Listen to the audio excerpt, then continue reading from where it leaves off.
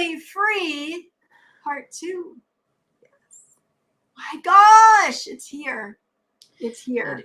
It's been a long time coming. So I'm very, very excited.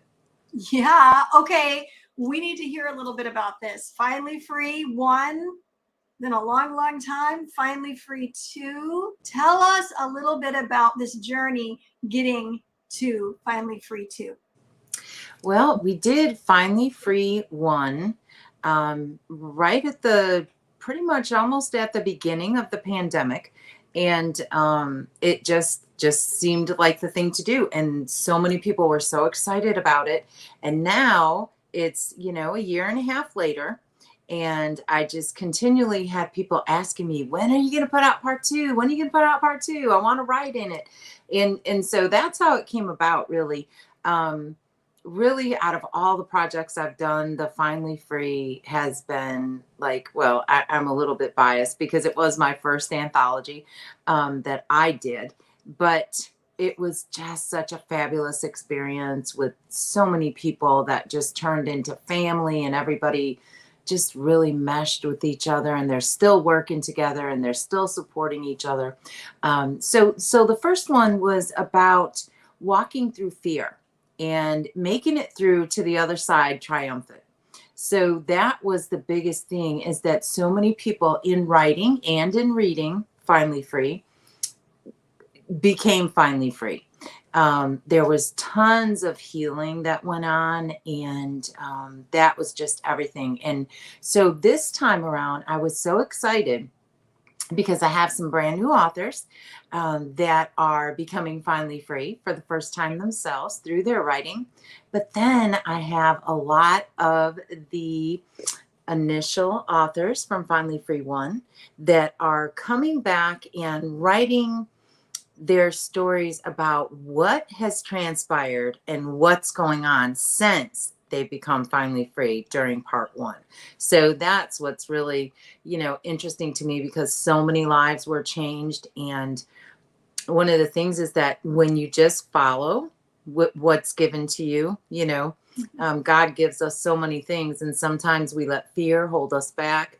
And Finally Free was one of those things, because I had really honestly no clue what I was doing, how to do an anthology.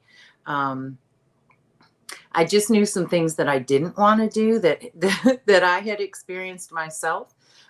So it was just really a God project, because he kept telling me, it's time to do this project. It's time to do this project. And I was doing it's not the right time. It's not the perfect time. I really don't know how. And so he would keep coming back to me. And I kept pushing it back and pushing. I'm like, yeah, I'm going to do that. But, he will come back to you so many times that it's like, finally it was like the brick in the head. And I'm like, okay, God, you don't have to hit me in the head with this brick. I got it. And so that happened on a Saturday, and I launched it on a Sunday, the call for authors, the very next day. And I really had no clue. And I didn't have all the fancy jot forms and all this, that, and the other. But you know what? I had to be obedient at that time, because he really literally was like hitting me in the head with a brick, saying, I said, it's time for this. And he also made me very aware during the first one that project, that book, was not about me, and it was not for me. So in that book, I didn't write a single word, because it was made very clear to me that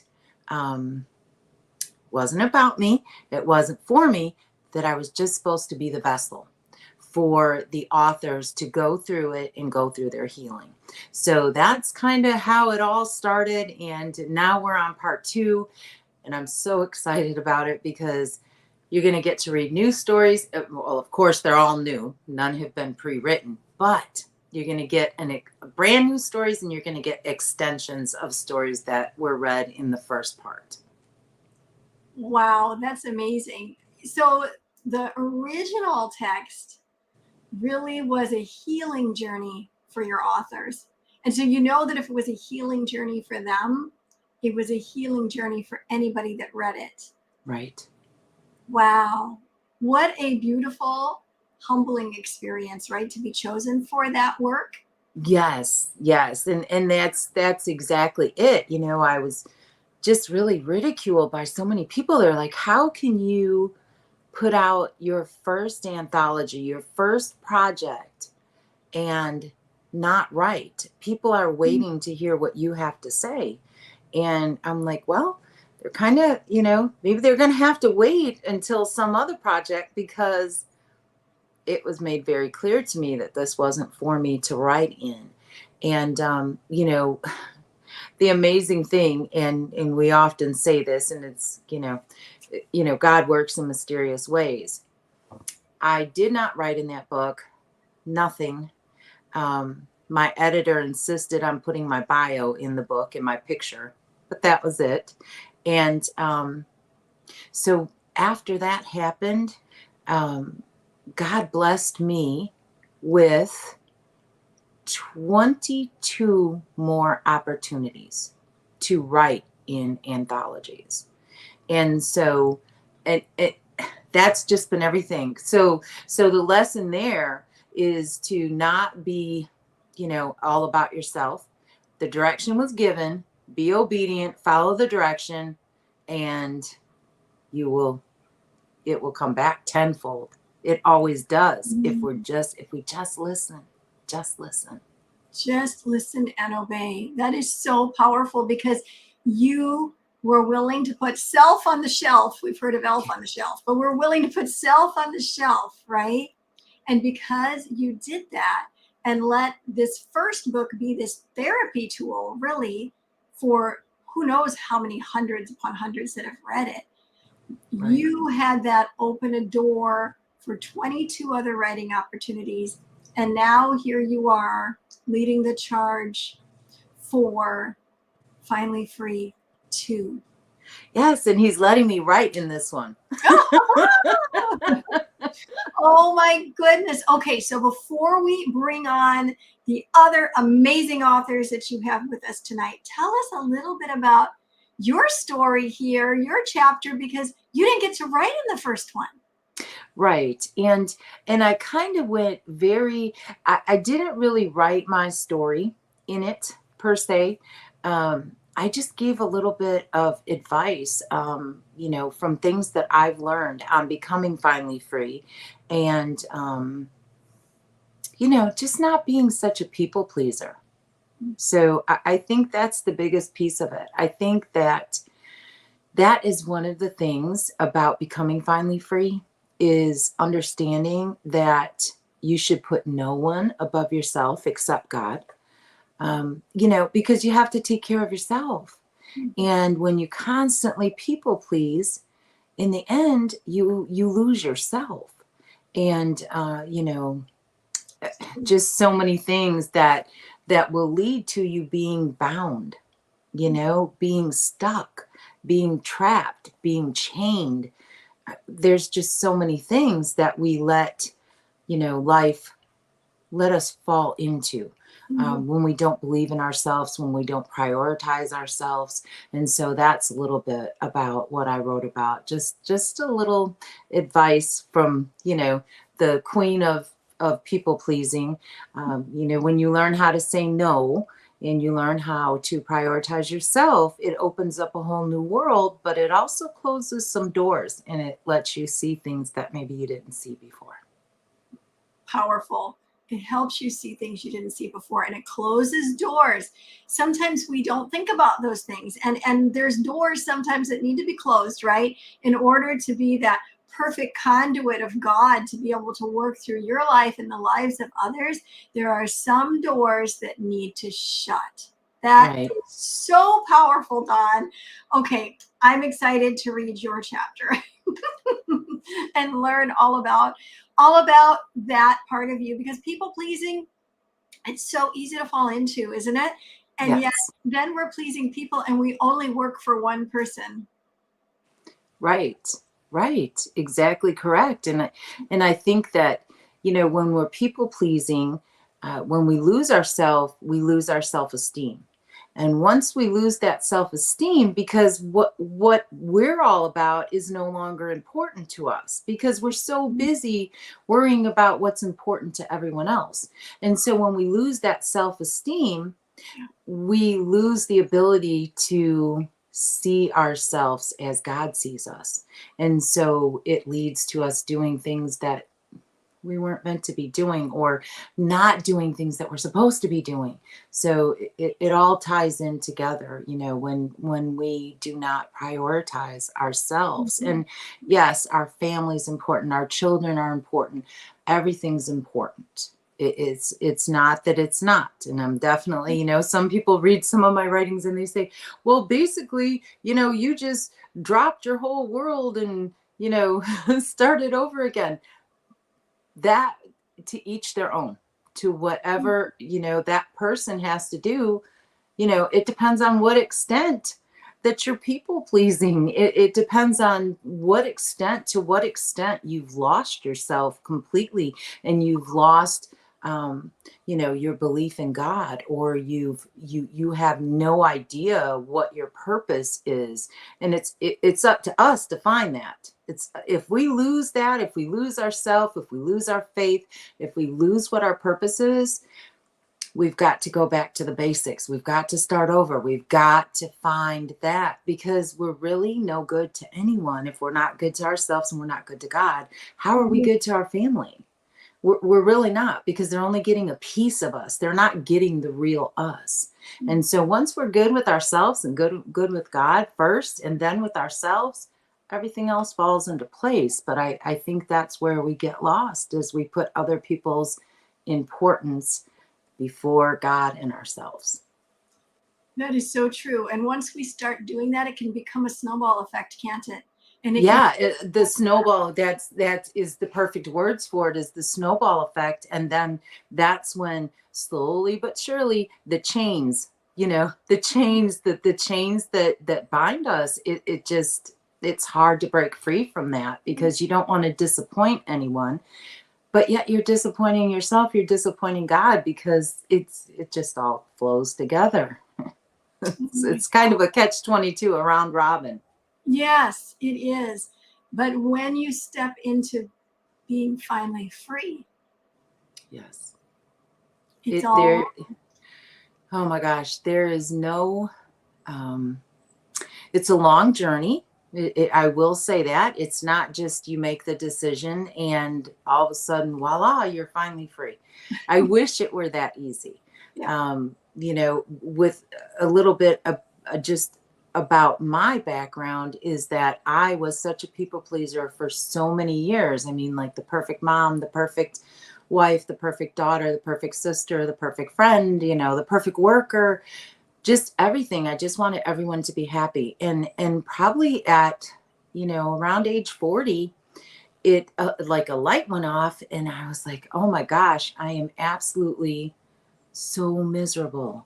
Like, I had everything. I had a great job. I had a great I had everything that society says that we should have to be happy. So I was so miserable, and I felt awful about it. I felt like I was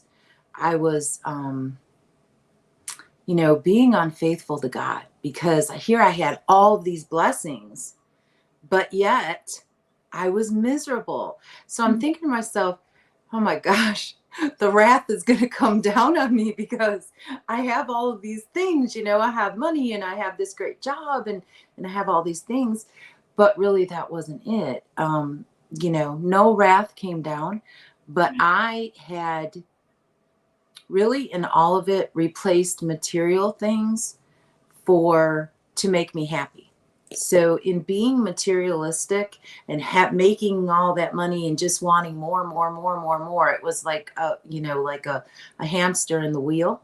It's like nothing was ever good enough. God was blessing me with things, and I just needed more. I needed to get better. I needed to get better. I needed a better promotion. I needed more money. I needed this. I needed that. And finally, it just dawned on me that I'm absolutely miserable, but I couldn't figure out why I was miserable, because I had all of these things, right? Well, I was miserable because I had lost my way. I had lost myself. I had lost my faith. I was looking, at earthly things and material things versus looking at God. And so I really flipped my life upside down, literally. Like, I quit my 20-year job making $250,000 a year. I just quit. I left a 20-year marriage. I left everything in my house. I left my house. I put some things in a little small trailer, and I packed up and I drove across country to the Gulf Coast from the Chicagoland area. And I started over. And I'm going to tell you, God giveth and God taketh away. Because I am under the belief and the understanding that nothing gets put, we don't, our own thoughts aren't our own thoughts. Everything gets put there for a reason. And basically what happened with my thoughts and with being miserable, I feel like at that moment, when I'm out buying 2 or 3 designer handbags at a time just because they're cute, and then taking them back the next day because I really didn't even like them, but they made me feel great that day, and having the money to do so, God humbled me. Yeah. God giveth and God taketh away. So when I left everything. So there was no more money. There was no more house. There was no more fancy dinners. There was no more fancy designer purses. It just wasn't. And he kind of left me on my own and said, okay, you strayed, sister. Figure it out. It took an entire year to figure it out. Yeah. And, going from making $250,000 a year to making, $700 a month. He will take it all when you are on the wrong path. And so it was very enlightening, to say the least. But even through all of that, people say, how could you have left your job? How could you have left all this money? Well, I kind of traded in designer purses for sunsets, because there's no peace when you're in that world. There's no, like I said, there was a constant just crawling and clawing and trying to get more and get more and get more and get more when I didn't need anything. And when you go down to making $700 a month, you fully understand what you don't need. Because it's not going to happen, right? So basically going through that humbling experience, which was much needed, that was when I became finally free. As you're circling around this, I'm thinking, God allowed you to have that downward experience, that desert experience, so that you could come back up in true happiness. Right. And appreciate it. Yes. And understand the difference between being blessed and being greedy. Ooh, that's so good. So that's the difference. Before, it was greediness for always wanting more and more. And he was giving me these things, all of these blessings. And I was like, oh, that's not enough. That's not enough. Mm-hmm. Now, if I get like one iota of anything, I'm like, thank you, Lord. You know what I mean? Yes. So it changes everything. But I think that's what needs to happen when someone's in the place that I was at, is that he will step in and he will humble you. Yeah. And that's what people don't get. I mean, that happened tons during the pandemic. And that's really what brought on the book, Finally Free, during the pandemic, was that people, I remember writing a post about it, like in the first week when they first started talking about this pandemic, and people were kind of getting a little nervous, and they were at the grocery store. And I was standing in line at the grocery store, and normally people don't really talk to each other. They don't, they're just, everybody's in this hustle. Well, everybody was standing there, and no one was holding a phone. No one was on a text message. They were all standing there talking to each other and laughing, and because everybody was worried, right? But they were talking, they were communicating. People were giving other people water and toilet tissue and these things. Oh, I have 3 here, I can give you 1. And I just stood there in that line and I watched it.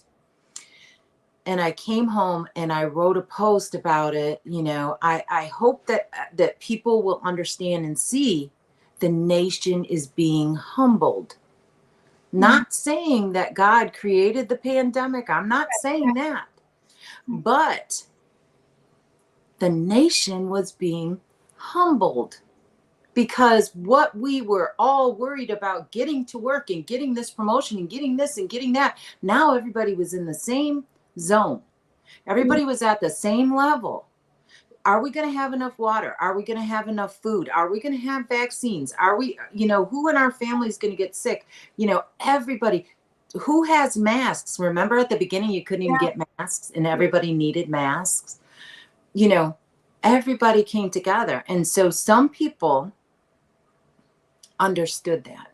Some people saw what I saw and they allowed themselves to submit and be humbled. And there were some that did not. Right. And so it's, when you see something that major happen to the entire nation, this stuff doesn't happen by accident. I mean, people needed to be humbled, and a lot of people were. And I mean, I think about it now, even the little bit of money that I spent prior to the pandemic, I don't do that anymore. I just don't do that. There are so many more things that are more important. And I think that the nation's in a lot better place in a lot of areas, but I still think a lot of people didn't heed that message. There's more to heed. Yes. There's more to heed. The one thought that circles in my head as you were sharing, and then I want to bring on your guests. Dawn, as you became finally free and you traded in those name brand bags for sunsets and all the hustle and bustle for some gratitude with your creator, with God, did you find it easier to fellowship with the Lord, to experience and receive his love where maybe before you were too busy? Did you find that happened at all? Absolutely. All of that, and I'm definitely not saying that I don't like nice things and that people shouldn't like nice things. Right. But when it gets extensive, it's an enemy distraction is what it is. Yeah. And so it's a block. It's a block from receiving. It's a block from giving. Yeah, definitely. And the peace that came over me, just the stress alone of no longer,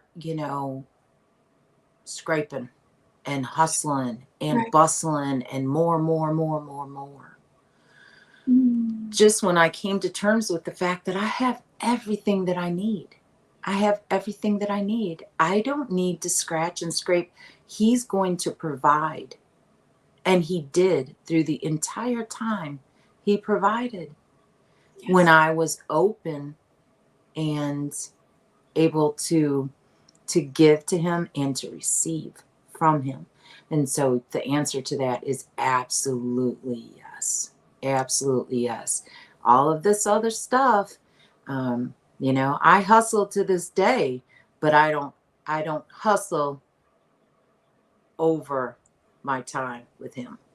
Yes. Well, you went from being a God pleaser, from a people pleaser to a God pleaser. Excuse me for saying that almost wrong, but yeah. So now what you're hustling is really after his desires for your life and to help others.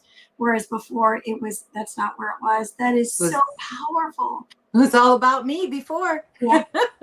I totally can feel that as you say that there's been just such a ginormous transformation, and how you're being blessed now, 22 plus writing creations later, anthologies later, helping other people with their anthologies, writing, helping other people with their writing, their promoting. Now in that God space of helping others, and you're so Right. good at it. I'm so grateful to be here and have this time to interview you. And I know you have two of your amazing authors that are waiting backstage. Just so excited to come on. And so I am super excited to share the stage with you and these lovely ladies tonight. So who are we going to bring on first? We are going to bring on Miss Sher Graham. Yay! Yes, my amazing lady. Cher and I have been friends through, networking and things like that. She used to live on the coast and now she's just right over the border, but she's still a coast girl. And so supports so many people and does so many amazing things. So I am absolutely thrilled to have her with us on Finally Free. Woohoo! Welcome, Cher! Hi, I'm glad to be here too. I am absolutely honored to be part of Finally Free 2. Now, were you part of Finally Free 1? No, I had the opportunity, but I was contemplating, did it make sense? Did it not make sense for me? Sure. And looking back, I would have loved to be part, but it was not, Dawn said something, I was listening to your conversations. God puts people in places and opportunities when we need to decide if it's the right time. And that wasn't for me at that point. But the power of the book was so extraordinary that as a reader, it helped move me to then last year partake in other anthologies. So it was a powerful beginning and an inspiration for others to, figure out we need to share our stories and we need to talk about it. I'm lucky. I write for a living. I've written for 6 decades and 50 years plus, and I get paid for it, among other things I do. But to write for an anthology, and especially this one was probably the pinnacle point for me this year in 2022. So it's been a real challenge, but it's also been a real honor to work with Dawn on this. Wow. Okay, so tell us, Cher, how did you get involved with Finally Free Part 2? What happened? Oh, well, last year, I was part of one of Dawn's other anthologies. It was a business anthology called Boss Your Lane. And from that, she gave us all the opportunity as, we move ahead in the visionaries. There are so many people who are now publishing in the self-help and what I consider to be more mental health and inspiration area. I work as a behavioral health expert, and to be part of it makes sense. But to be a reader and hear other people's stories and support them is also something that makes sense. So, I decided this year I was going to do another one, and I can't say no to Dawn. She's my tribal sister, so it's kind of, we all say that about everybody. We can't say no to everyone, but in this case, it was part of my journey, Pamela, and you can tell from the title of my chapter. Title of my chapter is "The Wisdom to Forgive Set Me Free," and those two words are the foundation for the life I live. Dawn was talking about being a people pleaser. I had friends around me who were people pleasers, and I understand that lifestyle. I feel like I've led this journey that for some reason God has seen the coast as a healing place. And that's how I got here 20 years ago. And it wasn't because I wanted to come to Mobile, Alabama to live. It was the opportunity. What brought me here didn't last, but I stayed. Mm-hmm. And it was in this healing that I felt here that God said to me, you need to heal. You need to give back And here are the opportunities, and here's a community, here's a coast that needs what you have to offer. So for me, those two words, wisdom and forgiveness, were words that I lived with as a child. In my case, I didn't know wisdom was inside me. I knew we had the Bible. I grew up in the Church of Christ in Ohio, and it was, you do as the Bible says. I mean, it was very harsh. It was very strict. And for that, I was grateful. But I had grandmothers who said, we love you. God loves you. And it doesn't matter how many times you make a bad mistake. You know, you screw up, you don't know what you're doing, or you make a choice, it doesn't come out correctly. It's okay, because you're still God's child. And I always say my relationship this way is more important to my heart and me than anything else around me. It doesn't matter who's in my life, male or female. I have gone through 2 marriages and 2 divorces where God wasn't there. And it was because I made the choice. I didn't wait for God. My wisdom was, I don't know, it was in space somewhere, because I made choices that did not, they gave me experiences. They gave me wealth. They gave me opportunity. But in the end, I lived this life of imposter syndrome. It was great. People would see me, oh, Sher, you're doing all kinds of things. And yet the people I met, the committees I sat on, the cities I worked in and lived in, but it wasn't who I truly was. Even though God was there, he's kind of like sitting back over here going, girl, I'm just waiting for you to finally figure out that I'm right here. I'm not in the background. I'm right here. And it was coming here when I met a powerful group of women. I was one who, because I was an early entrepreneur in the 70s, 90% of my clients were men.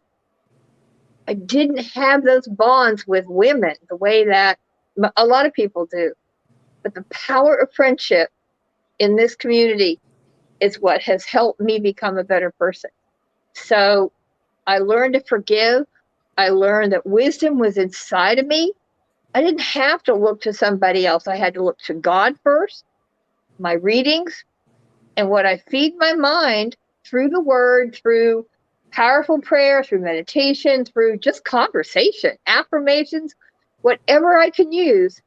Yes. It's what gave me the power to trust me to find the answer for what I needed. And so forgiveness is something that I started in my 20s once I realized that it was okay. So wisdom and forgiveness, yes, they go hand in hand. You cannot have one without the other. They're kind of like that, song, A Bicycle Built for Two, or the carriage where you got to have 2 people in it. But wisdom and forgiveness, because when you forgive yourself first, and that was a key I learned, then it makes forgiving others so much easier. It's so much more powerful that you can get out of that imposter syndrome. And I don't have to worry about what I say to who. Think about, oh my golly. And now, because I'm in the mental health field, I have to walk my talk. If I don't walk my talk, how can I ask my clients to do something? How can I have to teach others. If you don't, as Dawn said earlier, if we don't take care of ourselves first, and God tells us to do that. He just doesn't say, take care of the people over here and then take care of you. Amen. He really talks to us about taking care of ourselves. Wisdom is in us. Use it wisely, take care of yourself, and then you have the power to take care of everyone else, because then you're giving all of your gifts, 100% of you and not just half. And I like Dawn. I mean, I remember the days, Dawn, I remember making $600 a month and trying to figure out where I was going. And then days when I didn't know where I was going. I moved from house to house. I just think back on all those when I wasn't wise, but God was there and he brought me here. And so I'm here today to say the wisdom to forgive will set you free. So that's why I got involved with Finally Free, because writing what I did was so powerful. And I'm able to write, so it's here, but this just was so important. It's that part of my journey, and I can't wait to see where God's taking me in the next, in the next few months. Oh my gosh. Oh my gosh. Okay, Cher, I just learned so much about you. I have known you, interviewed you before, but this is huge. And my takeaway from what you said is this: self-care is intertwined with wisdom. Wisdom is self-care. And that the wisdom of God is what I'm talking about here, not our wisdom. Our wisdom isn't enough to take care of anything. We don't know enough sometimes to come in out of the rain. You know what I mean? But the wisdom of God is self-care, so that you can then operate in that nurturing environment for the world around you. Those people that are waiting for you, those people that have been assigned into your life to serve them, to help them, to direct them, whatever the case may be. That is huge. When, if I can ask you this, when was it that, the covers were kind of peeled back a little bit on that for you, that you realized that wisdom inside you was God, is God, but that it was self-care? Because you said that a few times. You said, take care of yourself. The wisdom in you, and you know you're talking about God, is self-care. Where did that kind of mesh for you? I am one of those. Good question, Pamela. Thank you for asking me. It came 4 times in my life. I was listening to Dawn talk about, sometimes we can be given to it, but we have to be hit over the head 2 or 3 times, and God keeps telling us and keeps showing us and opening the door, and we don't pay attention. And the first time was in my 20s. When I went to college, my grandmothers would call me, and the question they would ask me always is, are you going to church, and do you still love God? And that was a question. It's kind of hard to say no to grandma, and I didn't need to say no. But somewhere along the line, I made the decision again. Oh, I wanted to do something else. The first marriage didn't work. I was back in my hometown. It just didn't make sense. Nothing worked right. And so you stray and you do things that don't make sense. And I made choices that were financially not feasible, relationship-wise, completely destroyed my first marriage. And I think back about those years. So then I'm moving. I'm going to be me. I'm going to, the feminist movement came about, and I'm going to really make a difference. And I did make a difference. I look back at the accomplishments, and I know God was in the mix, but he wasn't always where I needed him to be. He allowed me that free will. I wish he hadn't given me free will, because sometimes my free will got me in trouble. And so the second time was in my 40s. I moved to Alabama when I turned 50. Got married again. I was single 25 years in between marriages, and I married 2 men. One lived in the north and one lived in the south, who had the exact same personality, the exact same temperament as my father. And that relationship with my male parent was not positive always. So all of a sudden, when I'm thinking, oh, this was going to be different because God's here, well, guess what? It wasn't what God wanted. I made the choice based on what I wanted. And that predicated, again, another marriage, another divorce. But I found me in the middle of it, because I left my business of 40 years. I left it all. I took 6 months off. I moved back to Ohio in 2001, right after September 11th. And I moved here. Dawn, I didn't get a trailer. Both times that when I moved to Atlanta in the 80s, I called my parents when I was in the U-Haul and telling them, oh, by the way, I'm no longer in my apartment an hour from you. I am 8 hours away. And I did the same thing again. I ran. Oh my gosh, Cher, that is just so funny, because I did the same thing. Yep. Like, I'm telling you, this was like a little 6-foot trailer only because I needed my bed. I felt I needed my bed. And that Yeah. was the only thing that was in there was like my bed and clothes. But I didn't tell anyone. I didn't Neither tell did I. anyone I was leaving. Like, I cried the 1,000 miles from Chicago to here. Just literally cried the whole time because it was such a grieving period for me that it was like a death. It was a death of my whole entire life is what it Yeah, was. and I And thought I was moving to something better, and yeah, it was better, but it was not better because I didn't have. Do you know what my address was? Well, I have to say it still is today, only because I don't use my home address. I lived in a PO box for the 13 years I lived in Atlanta. I had a PO box. Now I have to tell you, this is kind of a funny story, but my father all these years has been mad at me because the only address my parents had was my PO box. Okay, they couldn't come visit because their rationale was they couldn't come to find me in a PO box because I couldn't live in a PO box. Well, I traveled. I had a life that was wonderful, but I also lived in different houses with different people, and I didn't have that stability that all my friends had. You know, they saved.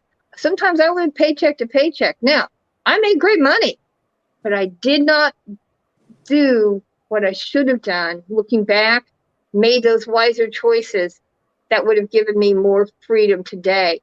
But in the end, God's been there. He's been there the whole way. He's here today. yep. And my faith is stronger. I converted I went from Church of Christ to becoming a Catholic. And there are things in all cultures, in all religions and spiritualities. But in the end, I know who I am today. Sitting here, I am finally free because the wisdom, I can laugh about it, I can talk about it, and I'm more powerful today because of all the people that I helped along the way. It's now time for me to share that story to help others in a different way. So I am finally free, and finally free too was the way to go. Oh my gosh, that is so. I think we need to write a book about road trips because I think about it. Yeah. I love that. Road trips. Yes, that's a good one. There's the next anthology coming out. Finally free road trips. Yeah, I mean, I could definitely write it because I was really, to put it mildly, so emotionally messed up and physically because there's just so many, I had so many medical issues all in the mix of this that I moved, I left and I did what I said. I moved to the coast, and then like 3 months later I got deathly ill and I had to go back to Chicago to go to a surgeon there. And then, I got that taken care of, and then I came back down and then things didn't work out from here. And then I went back up and I went to Wisconsin, like out in the woods, this place for a whole year with no TV, no nothing, because I had to get myself right. Yeah. But I mean, in the midst of it, my son is going, Mom, what in the world are you doing? And I'm just like, just trust me, son. It's just something, because we're so close. But I'm like, he's just like watching me like, what are you doing? And I really couldn't even answer him. I just knew I was in search of, and it was all within me. It wasn't where I was at. It wasn't where I was physically at. It was all inside of me. But I thought I could run from it. So I would just move. I mean, my brother-in-law, bless him, my sister would say, you got to go get Dawn. And he'd be like, okay, he's just that, magnificent of a man. And he would say, okay. And he had a race car trailer that could like take 2 race cars. And so he would drive the trailer here, pack up all of my stuff. I'm talking like whole house full of stuff, move it back up there. And then, 6 months or a year later, I'd be like, I'm going back. And so he'd pick up all my stuff and he'd pack it all up again and he'd move it back down here. It was 3 trips back and forth between here on the coast because I couldn't let go of my other life. And I really needed to, and I just couldn't let go of it. And as soon as I got sick, well, home is where the comfort zone's at. So I'd go back home, and then it was just a hot mess. But the whole time I was running with That all was the the different theme. addresses and whatever else, when it was all in here to begin with. It was all up there. Yeah. It was all up there, but I wasn't listening. Yeah. And We were so I knew running. there was something wrong. Yeah. I could know that, but I wasn't fully hearing. I wasn't receiving. And until I did that, and I'm telling you, Pamela, it took an entire year. And people think I'm kidding about this, but it took an entire year in a little trailer in the woods by myself with no TV, no nothing. Silence, myself and silence for a whole year to get right. Because basically I'd put myself, you know, all of the hustle bustle and the switching and the changing, and I'm very much a creature of habit. So for me, if y'all really, really knew, for me to pick up all of my stuff and move 1,000 miles away from the only place I've ever known to a strange place by myself. I mean, people around me should have been like, get her admitted into the hospital because something is wrong. Dawn doesn't even like move across the street, let alone across the country. That's just me. I get upset when I change my furniture around. Literally. Like when my furniture gets moved, it upsets me. It causes anxiety. So for that to happen, things were really bad. So yeah, it took a year to get myself right. I mean, I really put myself into literally a nervous breakdown. And so, it's amazing, Dawn, how God allows us to run. Yes. But it's like he's around. watching. He's like, they're going to get it sooner or later. They're going to get it when they stop and listen. Yeah. Well, we run around the same circle. Yeah. And we keep running and we keep running and we might pass each other, probably pass down the road sometime. and we're still running, but it's when we stop and sit in the silence that the running becomes, our heart becomes beating more.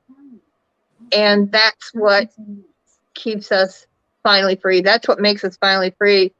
Is when we stop and sit in that silence, in that moment, and we listen.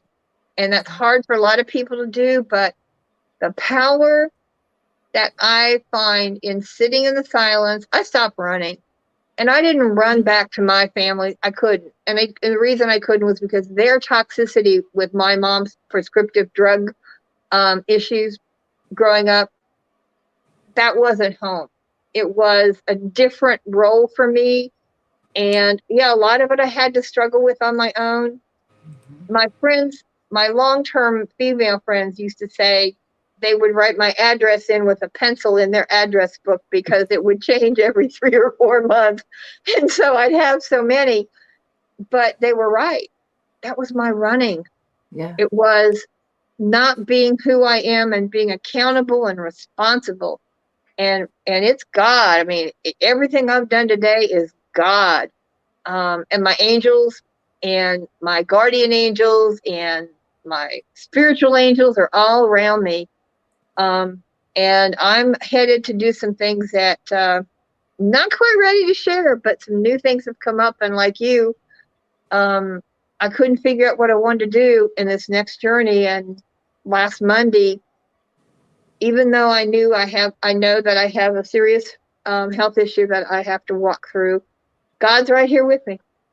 And the power is, for whatever length of time I'm here, I will do what I can do, and the rest is up to God. Because there's going to be people who are coming after me who are going to carry on.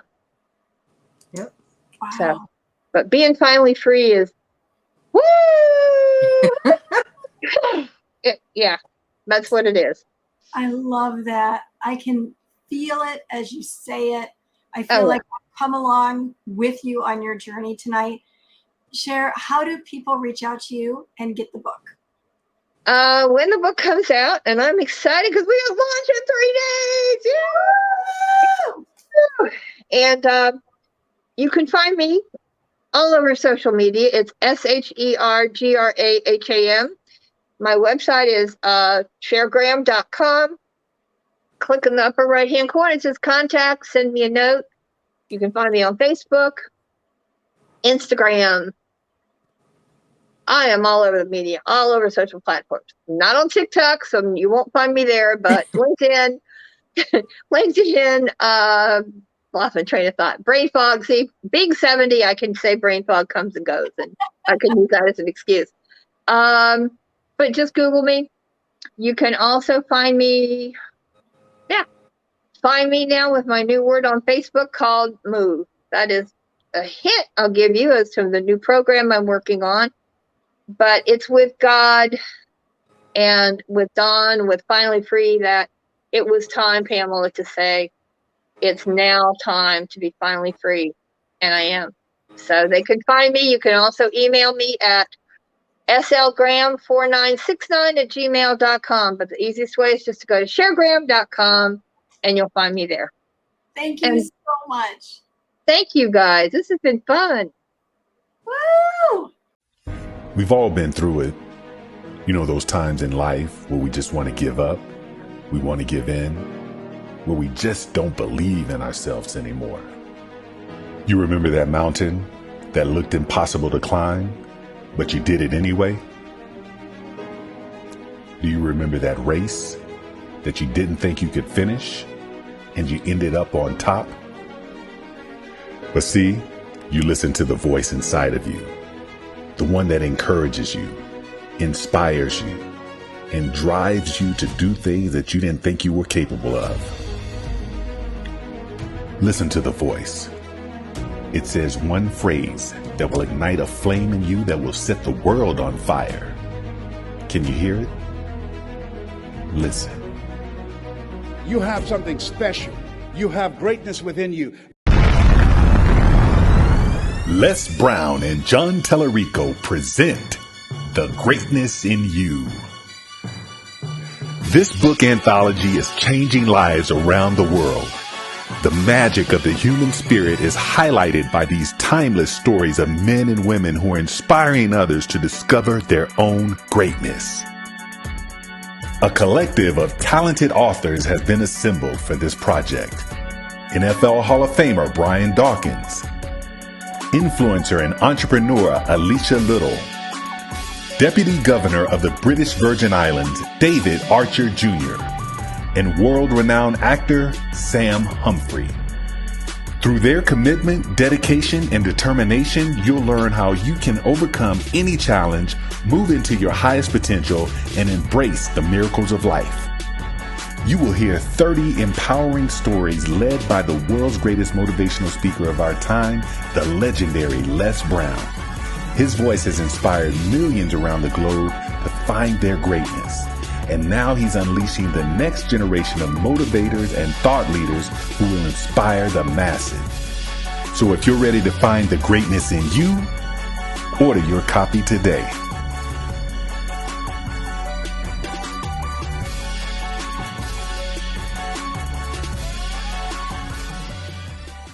Calling all coaches.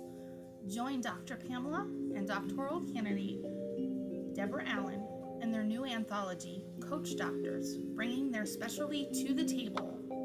They're signing authors right now. There are very few spots available.